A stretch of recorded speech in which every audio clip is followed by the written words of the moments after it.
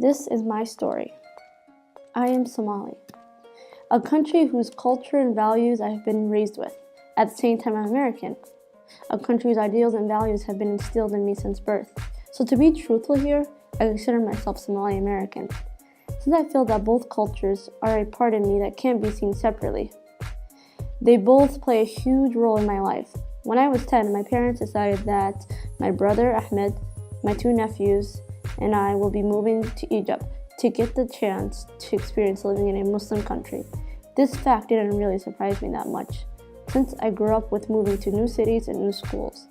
I was more excited than scared to start this experience. That summer, we moved to what will be my new home, Cairo, Egypt. Moving to Cairo was fun and an interesting experience.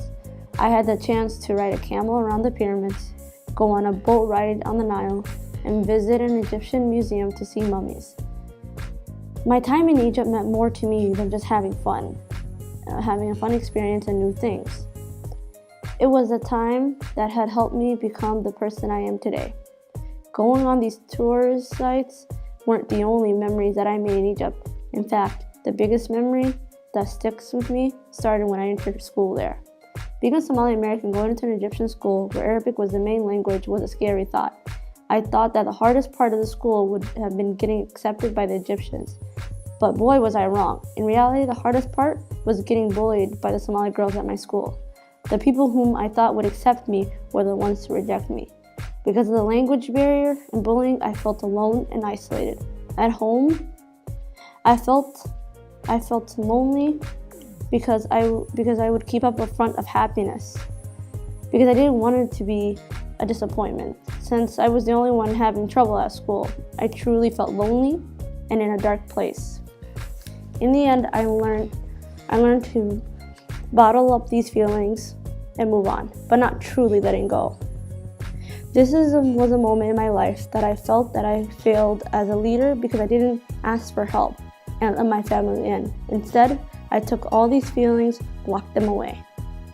When I came back to America, a part of Egypt came back with me. The part that realized that asking for help doesn't mean that I would be weak, but in fact, that asking for help when you're down helps you grow. Two of my top 5 strengths are includer and empathy. I believe that my experience in Egypt has helped me develop these 2 strengths. Since then, I would always strive to understand people and make them feel that they belong, because I would not want people to go through what I went through. One of the people I admire most is my older brother Ahmed, because of how understanding and accepting he is of people and situations. He is the one person that I can tell anything to.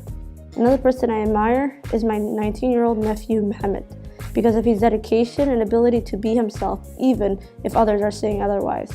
Since my experience in Cairo, I have built a wall around me and learned to take control of things, so in the end, I don't get hurt. This is something I am constantly trying to work at. I want to be able to put down my mask, break my walls, and let people in without the need to feel that I have control. Every new experience and person I meet is a chance for me to grow and understand the me in this world.